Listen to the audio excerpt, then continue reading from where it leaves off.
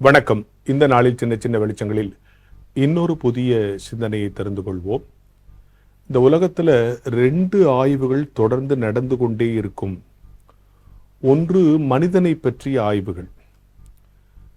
ஒரு பக்கம் விஞ்ஞானத்தில் மனுஷனை தினம்தோறும் மனிதரை பற்றி ஆய்வு, உளவியல் ஆய்வாக சரி, அவனுடைய பாடியை பற்றி, அவனுடைய பிசிக்கலை பற்றி, அவனுக்கு வர நோயை பற்றி ஆய்வு நடந்துகிட்டார்.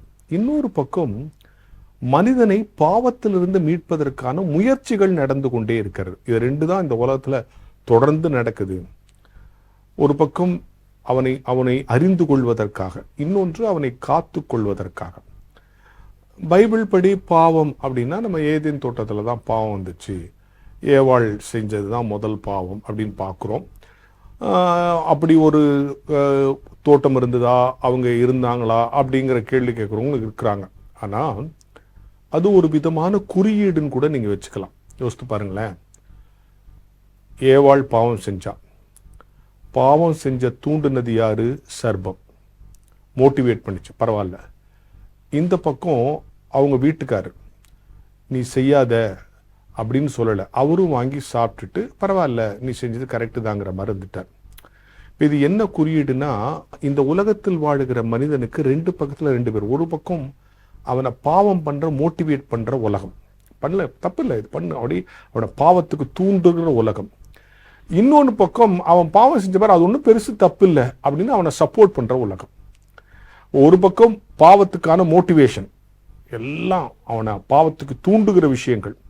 இன்னொரு பக்கம் அவன் பாவத்தில் விழுந்த போது அவனை அந்த பாவத்தில் ஒன்றும் பெருசாக தப்பு இல்லைப்பா, அதுலேயே இரு, ஒன்று நாங்களும் உன்னை சப்போர்ட் பண்ணுறோம்னு சப்போர்ட் பண்ணுறோம். ஒரு பக்கம் பாவத்துக்கு மோட்டிவேட் பண்ணுறவங்க, ஒரு பக்கம் பாவத்துக்கு சப்போர்ட் பண்ணுறவங்க. இதுதான் இன்னைக்கும் நமக்கும்.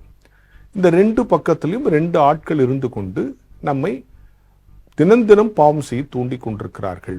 இந்த குறியீடை தான் நம்ம ஏதேன் தோட்டத்திலேருந்து தெரிஞ்சுக்கிறோம். எப்படி ஏவாளுக்கு பாம்பு பாவத்தை தூண்டுச்சு பண்ணுன்னு, நமக்கும் இன்றைக்கு பாம்பு இல்லைனாலும் பாவம் செய்வ தூண்டுகிற அநேக காரணிகள், கருவிகள் நம்மை சுற்றி வந்து விட்டது.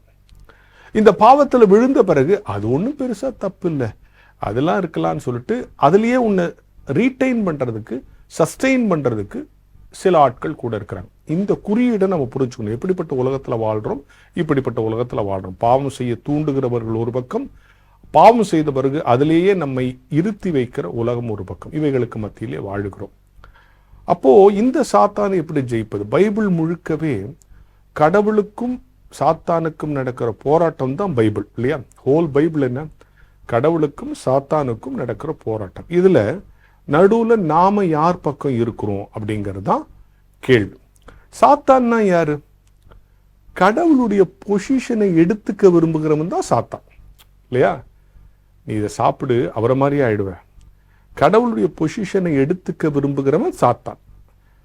அதனாலதான் நம்மளும் இந்த உலகத்துல கடவுளுக்கு அடுத்த காரியங்கள்ல வேறு விஷயங்களுக்கு முக்கியத்துவம் கொடுத்தா நம்ம கிட்ட சாத்தான் வந்துட்டான்னு அர்த்தம்.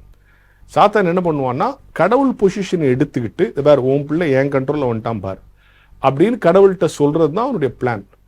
கடவுளுடைய இடத்தை தான் அபகரிக்க தொடர்ந்து அவன் போராடி கொண்டே இருக்கிறான். அப்படி அபகரித்து நாம அவனுக்கு அடிமையாயிட்டோன்னு காட்டணுங்கிறது அவனுடைய பிளான். எனவே இந்த உலகத்தில் 2 விஷயங்களை நாம் தெரிந்து கொண்டு வாழ வேண்டும். ஒன்று, வீட்டை விட்டு வெளியே வரும்போது இந்த 2 சாத்தான் நம்ம கூட வரும். ஒன்று, பாவம் செய்ய தூண்டுகிற வாய்ப்புகள். இன்னொன்று, பாவத்தில் விழுந்த பிறகு அதிலிருந்து வெளியே வந்து விடாமல் நம்மை அங்கேயே இருத்தி வைத்திருக்கிற காரணிகள். இந்த 2க்கு நடுவில் நம்ம வாழ்றோம். அப்ப நம்ம என்ன புரிஞ்சுக்கணும்? இந்த சாத்தான் என்ன செய்யுது? கடவுளுடைய இடத்தை தான் எடுத்துக்கிட்டு அவனுடைய ஆளுகைக்குள் நம்மை கொண்டு வர முயற்சிக்கிறது.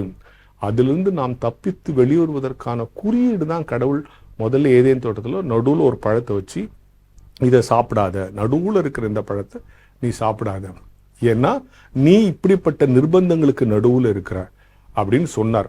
ஆனா அவர் எதை செய்ய வேணான்னு சொன்னாரோ அதை செய்ய சொல்லி அவர் கொடுத்த கட்டளைக்கு மேல இவன் ஒரு பொசிஷன்ல வந்துட்டான்.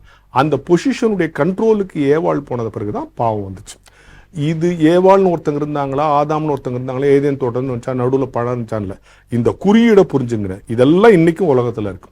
உன்னை பாவம் செய்ய தூண்டுகிற காரணிகள், உன்னை சப்போர்ட் செய்கிற மனிதர்கள், தன்னுடைய பொசிஷனுக்குள்ள உன்னை கொண்டு வந்து கடவுளுக்கு நேராக உன்னை மாற்றுகிற பல்வேறு விதமான சூழல்கள் இன்றைக்கு இருக்கிறது. இதனுடைய குறியீடு தான் அன்றைக்கே நமக்கு அப்படி கதையாக சொல்லப்பட்டிருக்கிறது. இந்த உலகத்தில் எது மாறினாலும் இந்த கான்செப்ட், இப்படித்தான் இந்த உலகத்தில் பாவம் வந்துங்கிற இந்த குறியீட்டு நிகழ்வு மாறவே மாறாது. எனவே இதை நீங்க நம்புறீங்களோ நம்பலையோ, இந்த குறியீடு இன்றைக்கும் இருப்பதால் பாவத்திலிருந்து தப்பித்துக் கொள்வதற்கான முதல் நிகழ்வாக கடவுள் அதை காண்பித்து, அதை வாசிக்கிற பொழுதெல்லாம் நானும் இதுக்கு இடையில தான் வாழ்றேன், ஆனா நான் சாத்தானுக்கும் கடவுளுக்கும் போராட்டம் நடத்தும்போது அந்த போராட்டத்தில் நான் எப்பவும் கடவுள் சைடே இருக்கணும் என்று முடிவெடுக்கிற திறனை, முடிவெடுக்கிற திடத்தை பெற்றவர்களாக நாம் வாழ வேண்டும் என்கிற ஞான வெளிச்சத்தோடு இந்த நாளை தொடங்கும்.